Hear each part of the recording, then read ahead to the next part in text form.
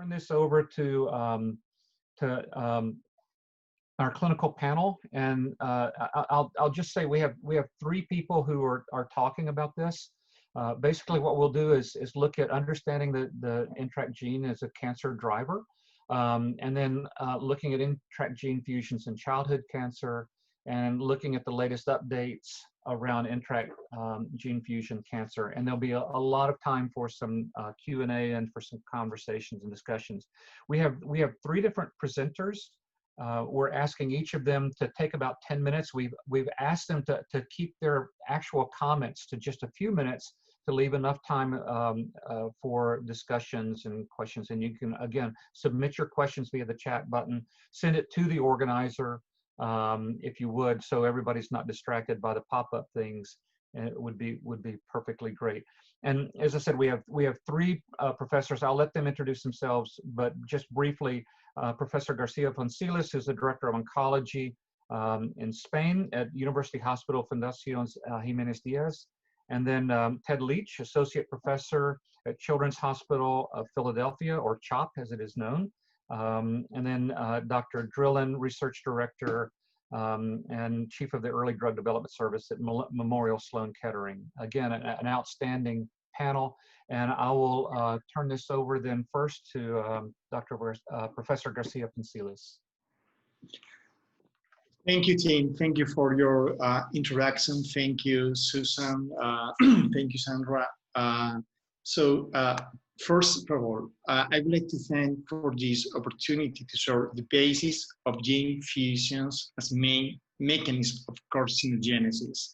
So, carcinogenesis is the molecular process to become tumor for normal tissue. So, you know, normal cell and cancer cell are different. DNA mutation can happen in any cell and in any time. However, in normal cell, when a mutation occurs, 2 potential tracks can happen, and you can see in this figure.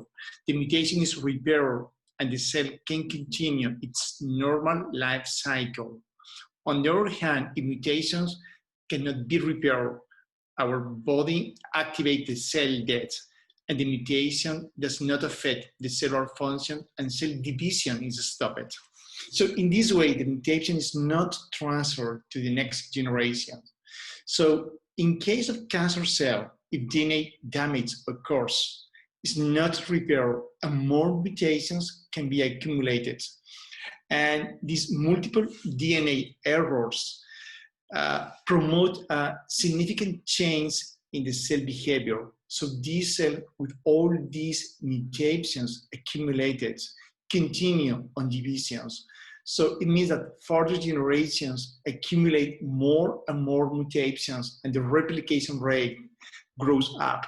So DNA repair deficiency is a hallmark of cancer and one of the crucial differences with normal cells. Next one, please. So what are gene fusions? So genes are recited from proteins. Our proteins are the basis for our organ functions. NTRK fusions and NTRK genes code from a protein called TRK. And this protein help tell a cell want to grow and divide. And in case of NTRK gene fusions, the NTRK gene fuse with an unrelated genes to produce an altered TRK protein. So the TRK protein is overproduced and continuously turned on, so helping rewire normal cells into cancer cells to drive cancer growth. Next one, please. So you can see here what happened about this process. In normal pathway, TRK protein bind to different molecules that regulate cell growth, but after molecules, the different molecules bound to TRK are unbound after activation. So we have a normal cell life cycles. However, in the cancerous pathway, we have a constitutive activations of track fusions, and it means that signal remain turned on continuously. So we have clearly a different pathway in both situations, in the normal cells compared to the cancer cell. Next one, please.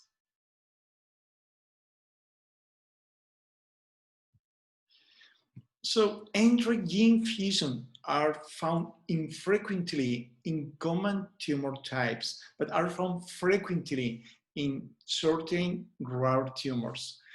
So obviously, it means that we need clearly to test all the patients. For instance, in colorectal cancer, in breast cancer, in lung cancer, NTRK gene fusion occur in 1 to 5% of all cases. In colorectal cancer, NTRK gene fusion may be more likely in tumors that are microsatellite instability high. And there are as well found in slightly higher frequency in gastrointestinal stromal tumors. So obviously we need to think about some rare and unusual tumor types in which NTRK gene fusion are commonly detected. And in this way, we need to point out infantile fibrosarcoma is a very rare childhood tumor. However, in this rare tumor, NTRK gene fusion appear to be detected in 70 to 90% of all the cases. Secretory breast and salivary gland carcinoma is as well a very uncommon tumor, and this tumor may harbor NTRK gene fusion in up to 90% of all the cases. And as well, congenital mesoblastic nephroma is a very rare kidney tumor and to be found in newborns and young children, and it's as well a tumor type with a very high frequency to find NTRK gene fusion. Next one, please.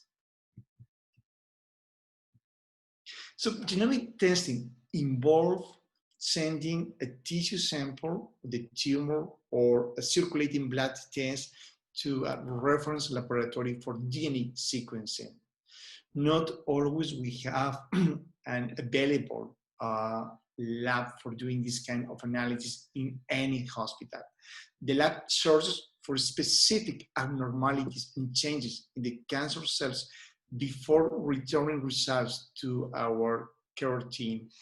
If the test result is positive for NTRK fusion or another known cancer driver, the information will be very helpful to identify treatment and as well for identify patients that can be enrolled in any clinical trial.